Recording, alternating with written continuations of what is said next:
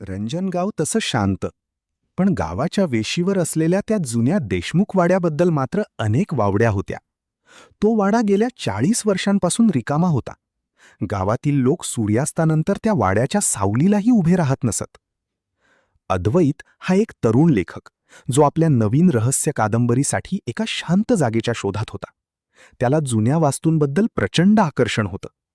गावकऱ्यांनी खूप विनवण्या करूनही अद्वैतने त्याच वाड्याचा एक भाग भाड्याने घेतला.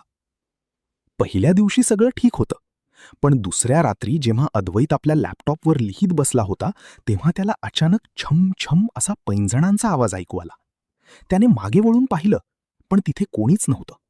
त्याने स्वतःला समजावलं की हा कदाचित वाऱ्याचा आवाज असेल. तिसऱ्या रात्री पावसाची रिपरिप सुरू होती. अचानक वाड्यातील दिवा विझला.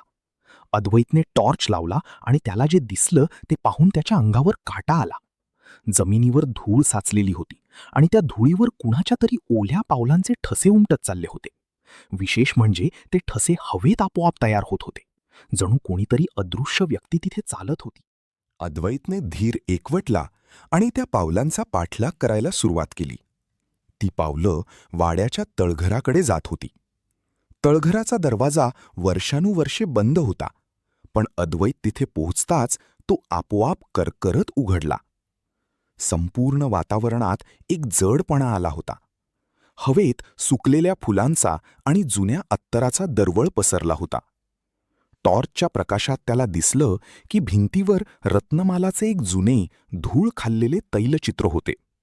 तिचे डोळे इतके जिवंत होते की जणू ती अद्वैतकडेच पाहत होती.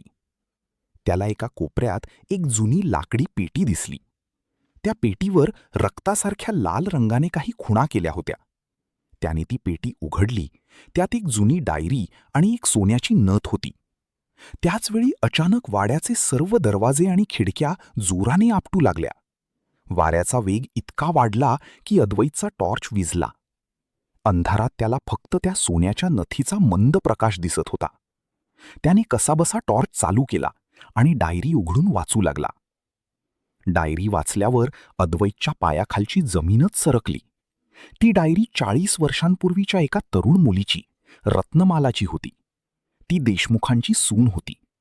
तिला दागदागिन्यांची खूप आवड होती, पण तिच्या जवळच्या एका नातेवाईकाने दागिन्यांच्या लोभापोटी तिचा खून करून तिचा मृतदेह याच तळघरात गाडून टाकला होता. आणि लोकांमध्ये अफवा पसरवली होती की ती घर सोडून पळून गेली.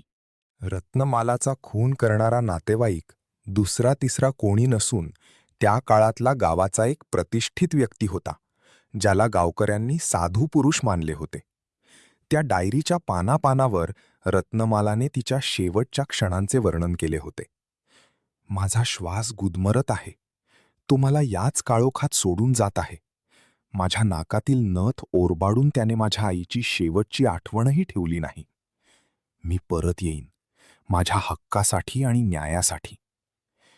डायरीच्या शेवटच्या पानावर लिहिलं होतं, जोपर्यंत माझी नथ आणि माझे अस्थी पवित्र नदीत विसर्जित होत नाहीत, तोपर्यंत माझा आत्मा या वाड्यातच राहील. अद्वैतला आता समजलं होतं की ती अदृश्य पावलं त्याला घाबरवण्यासाठी नाही, तर मदत मागण्यासाठी तिथे घेऊन आली होती. अद्वैतने खुदाई करून अस्थी काढायचा विचार केला. दुसऱ्या दिवशी जेव्हा अद्वैतने गावकऱ्यांना खुदाईबद्दल सांगितले, तेव्हा एकच खळबळ उडाली. गावातील काही वयोवृद्ध लोकांनी त्याला विरोध केला. त्यांच्या मते, ज्या गोष्टी गाडल्या गेल्या आहेत त्या उकरून काढल्या तर गावच्या देवाचा कोप होईल. पण अद्वैत मागे हटला नाही. त्याने रत्नमालाची ती डायरी आणि नथ गावकऱ्यांसमोर ठेवली. त्या नथीवर देशमुखांच्या घराण्याची राजमुद्रा होती, जी पाहून जुन्या पिढीतील एका माणसाच्या डोळ्यात पाणी आले. त्याने कबूल केले की त्या काळी रत्नमाला बेपत्ता झाल्यावर संपूर्ण कुटुंबाची बदनामी झाली होती. अद्वैतने खूप विनवण्या करून गावकऱ्यांना खुदाईसाठी तयार केले. खुदाई दरम्यान जेव्हा सांगाडा सापडला, तेव्हा त्यासोबत एक चांदीची तावीजही सापडली, ज्यावर रत्नमालाचे नाव कोरले होते. अद्वैतने सर्व विधी शास्त्रोक्त पद्धतीने पार पाडले आणि स्वतः नाशिकला जाऊन अस्थींचे विसर्जन केले. सर्व विधी आटपून जेव्हा तो शेवटच्या दिवशी वाडा सोडायला आला, तेव्हा त्याला पुन्हा एकदा पैंजणांचा आवाज ऐकू आला. पण यावेळी तो आवाज भीतीदायक नव्हता, तो आवाज एखाद्या लहान मुलीच्या हसण्यासारखा मंद आणि सुखद होता. वाड्याच्या बाल्कनीत त्याला एका क्षणासाठी एक अस्पष्ट आकृती दिसली, जिने कृतज्ञतेने मान झुकवली आणि हवेत विरघळून गेली. अद्वैतने आपली कादंबरी पूर्ण केली आणि तिचे नाव ठेवले देशमुख वाड्याची नथ. ही कादंबरी प्रचंड गाजली. अद्वैत आता मोठा लेखक झाला होता. पण आजही जेव्हा कधी पावसाळी रात्री तो आपल्या खोलीत एकटा लिहित बसतो, तेव्हा त्याला आपल्या लॅपटॉपच्या बाजूला त्या सोन्याच्या नथीचा लख्ख प्रकाश दिसल्याचा भास होतो. हा व्हिडिओ तुम्हाला आवडला असेल तर व्हिडिओला नक्की लाईक करा आणि आपला अभिप्राय कमेंट करून जरूर कळवा. तुमच्या मित्रमैत्रिणींना आणि परिवाराला हा व्हिडिओ शेअर करायला विसरू नका.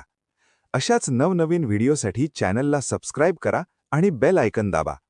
भेटूया पुढच्या व्हिडिओमध्ये. जय शिवराय.